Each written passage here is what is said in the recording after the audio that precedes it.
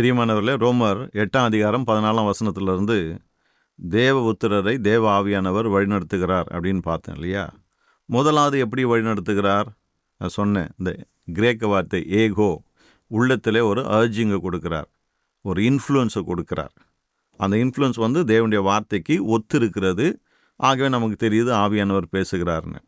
ரெண்டாவது, எந்த விதத்தில் ஆவியானவர் நம்ம நடத்துகிறார்னு சொன்னால், ஆவியானவர் நம்மோடு கூட பேசி அதன் மூலமாக நம்மை நடத்துகிறார். ஒரு சில வசனங்களை வாசிக்கிறேன். அப்போஸ்தலர் 8:29, ஆவியானவர் நீ போய் அந்த ரதத்துடனே சேர்ந்து கொள் என்று பிலிப்புடனே சொன்னார். எவ்வளோ தெளிவாக சொல்லுது பாருங்கள். ஆவியானவர் சொன்னார் அப்படின்னா ஆவியானவர் பேசுகிறார்.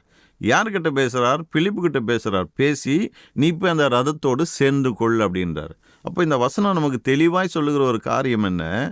ஆவியானவர் உள்ளத்தில் அர்ஜ் பண்ணுறது மட்டுமல்ல, உள்ளத்தில் ஒரு எண்ணத்தை கொண்டு வர்றது மட்டும் இல்லை. பாருங்கள், நம்மோடு கூட அவர் பேசுகிறார்.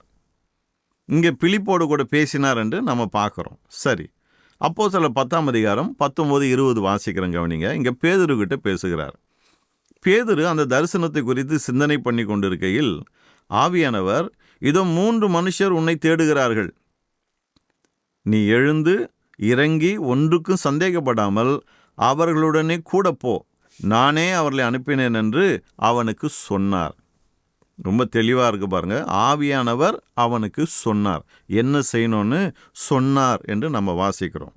சரி, இப்போ ஆவியானவர் சொன்னார், ஆவியானவர் பேசினார்னு இருக்கு. ஆவியானவர் பேசினா நம்ம காதில் அந்த சத்தம் கேட்குமா? இங்கே அந்த மாதிரி சொல்லப்படலை.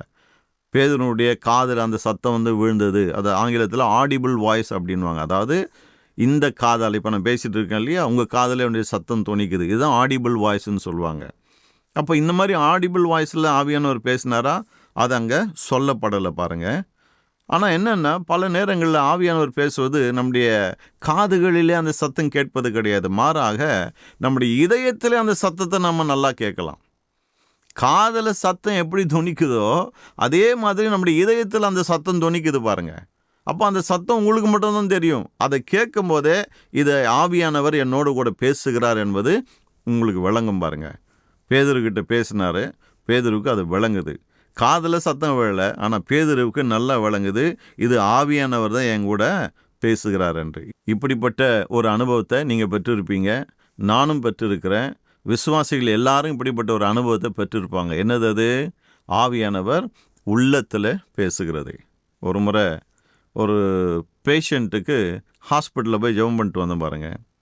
அவரை பார்க்கும் போதே பயமாக இருக்குது. ஏன்னா ஐசியூவில் படுக்க வச்சுருக்கிறாங்க, மூக்கில் இங்கே அங்கே எல்லா இடத்துலையும் டியூபை சொருவி வச்சுருக்கிறாங்க, ஆக்சிஜனை போட்டு வச்சுருக்கிறாங்க. அதை பார்த்த உடனே என்ன ஜெபிக்கிறது, எப்படி ஜெபிக்கிறதுன்னு தெரியல பாருங்கள். ஆனாலும் ஆண்டவர் கிருபையில் ஜெபம் பண்ணிட்டு வந்துட்டேன். திரும்பி வந்துட்டு இருக்கும்போது எனக்குள்ளே ஒரு சத்தம் கேட்குது, ரொம்ப தெளிவாக கேட்குது. என் கூட 2-3 பேர் இருக்காங்க, ஆனால் எனக்குள்ளே தெளிவாக ஒரு சத்தம் கேட்குது பாருங்கள். என்னென்னு அவங்களுக்கு ஃபோன் பண்ணி சொல்லு, அவங்க ஒரு துர்ச்செய்தியை கேட்பாங்க, பயப்பட வேண்டாம்னு சொல்லு அப்படின்னு உள்ள ஒரு சத்தம் கேட்குது. கொஞ்சம் யோசித்து பாருங்கள். அவர் ஹாஸ்பிட்டலில் டியூபெல்லாம் சொருவி படுக்க வச்சுருக்கிறாங்க. அவர் பழைப்பாரானான்னு தெரியல, மண்டையில் அடிபட்டு இருக்குது. அவர்கிட்ட போயிட்டு துர்ச்செய்தி கேட்பீங்க, பயப்படாதீங்கன்னா என்னத்துக்கு ஆகிறது? நான் பயந்துட்டேன் பாருங்கள். இதுதான் முதல் முறையும் அந்த மாதிரி ஒரு சத்தத்தை நான் கேட்குறேன். ஆகவே எனக்கு அது விளங்கலை, இது உண்மையிலேயே ஆவியானவர் தான் பேசுகிறாரா அல்லது எனக்குள்ள ஒரு சத்தம் வருதா என்னன்னு விளங்கலை பாருங்கள். ஆனால் தெளிவாக கேட்குது. 2 முறை கேட்டுச்சு. துர்ச்செய்தியை கேட்டாலும் பயப்பட வேணான்னு சொல்லு, கேட்பாங்க பயப்பட வேணான்னு சொல்லு அப்படின்னு.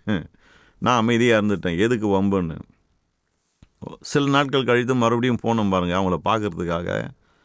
போனால் அவங்க சொல்கிறாங்க, பாஸ்டர் அன்றைக்கி நீங்கள் வந்து போன பிறகு ஈவினிங் அவர் ரொம்ப சீரியஸ் ஆகிட்டார், டாக்டர்ஸ் இனி ஹோப்பே கிடையாது, அவ்வளோதான், இவரை காப்பாற்ற முடியும்னு சொல்லிட்டாங்க. ஆனால் கொஞ்ச நேரத்தில் ஒரு 1 hour தான் பாஸ்டர், என்ன ஆச்சுன்னு தெரில, திடீர்னு அவர் நல்லா ஆகிட்டார். அதை கேட்டப்போ எனக்கு ரொம்ப சந்தோஷம் ஒரு பக்கம். ஆனால் மறுபக்கம் ஆவியானவர் நம்ம மேலே எவ்வளோ அன்போடு அக்கறையோடு கூட இருக்கிறார் என்பதை புரிந்து கொண்டேன். இந்த மாதிரி ஒரு கெட்ட செய்தி அவங்களுக்கு வரும்னு சொல்லி தான் ஆவியானவர் என்கிட்ட பேசியிருக்கிறார். ஆனால் பயத்தில் நான் அவங்களுக்கு சொல்லலை பாருங்கள். ஆனால் அது முதல் முறை. இப்போல்லாம் அந்த மாதிரி சத்தம் கேட்கும் போது நான் சொல்லிவிடுவேன், ஆவியானவர் இந்த மாதிரி சொல்கிறாரு, உங்கள்கிட்ட இதை சொல்லுகிறார், அதை நான் தைரியமாக சொல்கிறேன் பாருங்கள். ஆனால் அது முதல் முறை. அவங்க என்ன சொல்ல வரேன், ஆவியானவர் பேசும்போது காதில் ஒருத்தர் பேசினா எப்படி சத்தம் கேட்குமோ அதே போல் மனசில் அந்த சத்தம் கேட்கும் பாருங்க. நிறைய பேர் இதை அறியாமல் அவங்க எப்படி ஜெபிக்கிறாங்கன்னு சொன்னால், ஆண்டவரே என் காதில் சத்தம் விழுற மாதிரி நீங்கள் என் கூட பேசணும், அந்த ஆடிபிள் வாய்ஸில் பேசணும் ஆண்டவரே, என் கூட வந்து பேசுங்க, உங்கள் சத்தத்தை நான் கேட்கணும் அப்படின்னு. ஒன்று தெரிஞ்சுக்கணும் பாருங்கள், ஆண்டவர் நம்ம கூட பேசுகிறதுக்கு அவருக்கு கோடிக்கணக்கான வழிகள் உண்டு. நாம் போய் அவர் சும்மா நச்சின்னு நீங்கள் இப்படி தான் என் கூட பேசணும், இப்படி தான் என் கூட பேசணும் அப்படிலாம் சொல்ல வேண்டிய அவசியம் இல்லை பாருங்கள். சிலர் அப்படியே ஜெபிக்கிறாங்க, நீங்கள் பேசுகிற சத்தம் என் காதில் விழணும் அப்படின்னு. ஒரு ஊழியக்காரர் ரொம்ப அழகாக ஒரு நடந்த சம்பவத்தை சொன்னார் பாருங்கள். ஒருமா எப்போ பார்த்தாலும் ஆண்டவரே இப்படி சத்தத்தை என் காதால் கேட்கணும், இப்படி சத்தத்தை என் காதால் கேட்கணும்னு ஜெபம் பண்ணி அவங்களுக்கு நிறைய சத்தம் காதில் கேட்க ஆரம்பிச்சிருச்சு பாருங்கள். அந்தம்மா கடைசியில் பைத்தியம் முடிக்கிற நிலைமைக்கு போயிட்டாங்க. அப்போ இவர்கிட்ட கூட்டிகிட்டு வந்திருக்காங்க, இவங்க வந்து இந்த மாதிரி ஆயிட்டாங்க ஐயா, ஜெபம் பண்ணுங்கன்னு. அவர் ஜெபிக்கும் போது ஆவியானவர் தெளிவாக சொல்கிறாராம், இந்த அம்மா எப்போ பார்த்தாலும் ஆண்டவரே என் காதில் விழுற மாதிரி என் கூட பேசுங்கன்னு கேட்டதுனால இப்போ பிசாசு அவங்க காதில் விழுற மாதிரி சத்தத்தை கொண்டு வருகிறான். இந்த சத்தம் எப்போதும் காதில் கேட்டுக்கிட்டே இருக்குது, ஆகவே தான் இன்னைக்கு இந்த நிலைமையில் இருக்கிறாங்க அப்படின்னு. ஆகவே அருமையானவர்களே, ஆவியானவர் நம்மோடு கூட பேசுகிறார், அந்த சத்தத்தை நம்மளால் கேட்க முடியும். அவர் விரும்பினா நம்ம காதில் விழுற மாதிரி கூட அவரால் பேச முடியும். ஆனால் நிறைய நேரங்களில் அவர் அப்படி பேசுறதில்லை பாருங்கள். அவர் அப்படியெல்லாம் பேச ஆரம்பித்தாங்கன்னா முதல்ல நமக்கு காதும் இருக்காது, ஜவ்வெல்லாம் கிழிஞ்சிரும். அவருடைய சத்தத்தினால காதேஸ் வனாந்தரமே அதிர்தான் பாருங்கள்.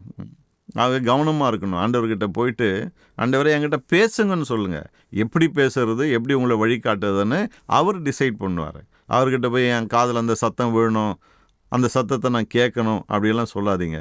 ஆவியானவர் பேசும்போது உங்களுக்கே அது நல்லா தெரியும். ஆரம்பத்தில் ஒரு வேளை நீங்கள் தடுமாறுவீங்களா இருக்கும், ஆனால் போக உங்களுக்கு அது பழகும், உங்களுக்கு நல்லா தெரியும் ஆவியானவர் தான் அதை என் கூட பேசுகிறார் அப்படின்னு சொல்லிட்டு. அருமையானவர்களே, நீங்கள் தேவனுடைய பிள்ளையாக இருக்கிறதுனால ஆவியானவர் உங்கள் உள்ளத்தில் பேசுகிறார். எப்படி பேதுருவுக்கு அந்த சத்தம் கேட்டதோ, எப்படி பிலிப்புக்கிட்ட பேசி பிலிப்பு இது ஆவியானுடைய சத்தம் என்று உணர்ந்து கொண்டானோ, அதே போல் ஆவியானவர் உங்ககிட்டையும் பேச வல்லவராக இருக்கிறார். அந்த சத்தம் உங்கள் உள்ளத்தில் துணிக்கும். ஏன்னா நீங்கள் தேவனுடைய பிள்ளை, நீங்கள் ரட்சிக்கப்பட்ட தேவனுடைய பிள்ளை. நிச்சயமாக கர்த்தர் இப்படி உங்களோடு கூட பேசி உங்களை வழி நடத்துகிறார். அதை நம்ம புரிந்து கொள்ளணும் பாருங்கள். அதை புரிந்து கொள்ளும்போது ஆவியானவர் நம்மோடு கூட பேசும்போது இது அவருடைய சத்தம்தான் என்பதை நம்ம விளங்கிக் கொள்ளும். ஆமென். இன்றைக்கு இதோடு நிறுத்திக்கிறேன். அடுத்த வீடியோவில் இன்னொரு காரியத்தை பற்றி நம்ம பார்ப்போம். God bless you.